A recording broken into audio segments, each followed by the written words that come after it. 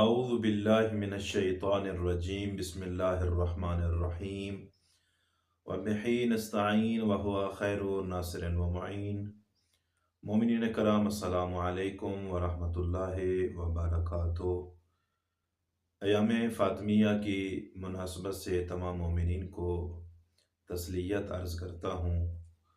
مومنین کرام، جتنا ہو سکے ایام فاطمیہ میں مجالس برپا کریں، مجالس میں شرکت کریں۔ سیدہ فاطمہ سلام اللہ علیہا نبی کی بیٹی کو اپنا وسیلہ بنائیں۔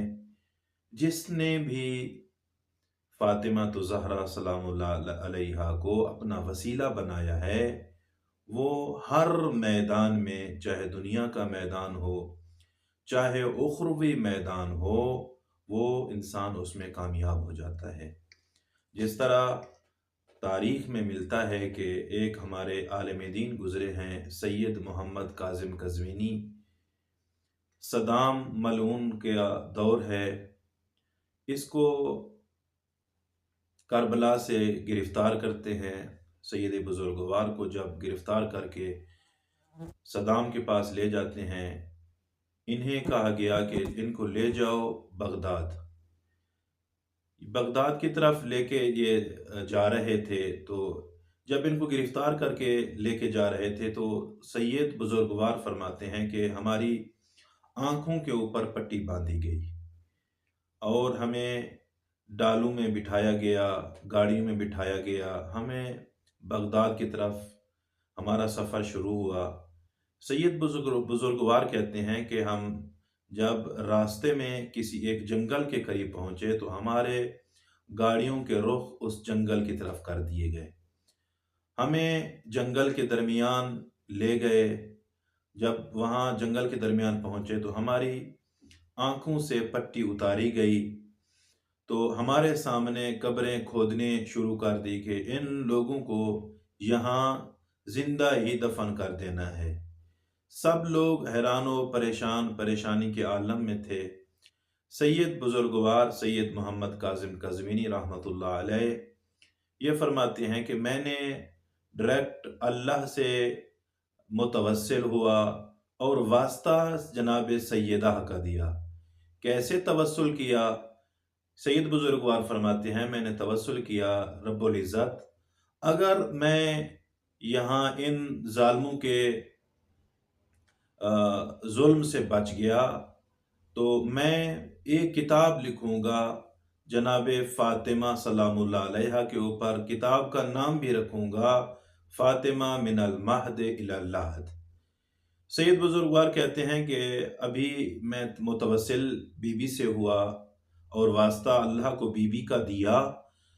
جیسے ہی میں ابھی میرا توسل ختم نہیں ہوا تھا تو ایک اچانک کال آتی ہے اور ان کو کہا جاتا ہے کہ ان کو یہاں دفن نہ کرو، ان کو بھی بغداد لے جاؤ۔ سید بزرگوار کہتے ہیں کہ سب لوگ حیران و پریشان تھے، لیکن میں پریشان نہیں تھا کیونکہ میں نے توسل سیدہ فاطمہ سلام اللہ علیہا کے ساتھ کیا ہوا تھا۔ سید بزرگوار کہتے ہیں کہ ہمیں بغداد لے گئے۔ کچھ عرصے کے بعد، 6 مہینے کے بعد ہمیں رہائی ملی۔ جب ہمیں رہا کیا گیا تو کیونکہ سید بزرگوار نے 14 معصومین علیہ السلام کے اوپر بھی کتابیں لکھی تھیں، لیکن جیسے ہی یہ سید گھر پہنچتے ہیں تو عالم دین کتاب لکھنا شروع کر دیتے ہیں، فاطمہ من المہد الی اللحد۔ جب یہ کتاب ختم ہوتی ہے تو اپنے بیٹے کو وصیت کرتے ہیں کہ یہ میری جو کتاب ہے، جب میں اس دنیا سے جاؤں تو یہ میری کتاب میرے کفن میں رکھ دینا۔ تاریخ گواہ ہے کہ جب یہ سید بزرگوار اس دنیا سے جاتے ہیں اور پوچھا گیا کہ وجہ کیا ہے اس کتاب کو کیوں رکھیں، آپ ایک بہت عالم دین ہیں، برجستہ عالم دین ہیں، بزرگ عالم دین ہیں، کیا وجہ ہے کہ آپ کے کفن میں یہ کتاب کیوں رکھی جائے؟ کہتا ہے کہ اس وجہ سے کیونکہ جب روز محشر پہنچ جاؤں گا اور میرے کوئی اعمال بھی قابل قبول نہ ہوئے تو یہ جو میں نے اللہ کے ساتھ وعدہ کیا تھا، اور اللہ مجھ سے پوچھے گا بھی کہ اے سید کاظم قزوینی یہ بتاؤ آپ کے پاس کوئی وسیلہ ہے تو میں فوراً یہ کتاب اٹھا کر دے دوں گا کہ میرے پاس یہ وسیلہ ہے۔ تو کہتے ہیں کہ جب اس سید بزرگوار کی رحلت ہوتی ہے، اس دنیا سے چلے جاتے ہیں، تو اس کے کفن میں یہ کتاب رکھی جاتی ہے۔ تو اس کو سید بزرگوار کو حرم مطہر میں بھی دفن کر دیا جاتا ہے۔ 17 سال بعد حرم کی توسیع ہوتی ہے۔ توسیع کے زمرے میں اس سید بزرگوار کی قبر کو کھودا جاتا ہے تاکہ اس کی قبر کو یہاں سے نکال کے کسی اور جگہ پہ منتقل کیا جائے۔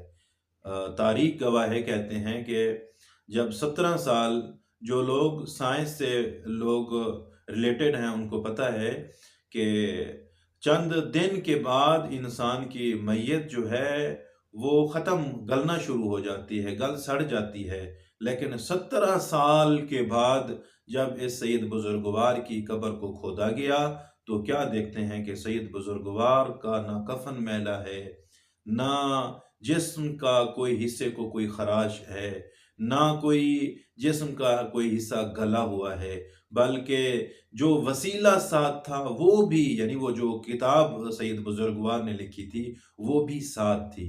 کیوں؟ وجہ کیا ہے؟ کیونکہ ان کا وسیلہ مضبوط تھا۔ اور میں بھی یہی کہتا ہوں کہ ہمیں بھی یہی چاہیے کہ ہم اپنا وسیلہ نبی کی بیٹی فاطمہ الزہرا سلام اللہ علیہا کو بنا لیں تو ہماری دنیا بھی ٹھیک ہو جائے گی اور ہماری آخرت بھی بچ جائے گی۔ کیوں؟ کیونکہ فاطمہ عام ہستی کا نام نہیں ہے بلکہ ایک خاص ہستی ہے جس کے 9 نام خدا رکھے اسے فاطمہ کہتے ہیں۔ والسلام علیکم ورحمۃ اللہ وبرکاتہ۔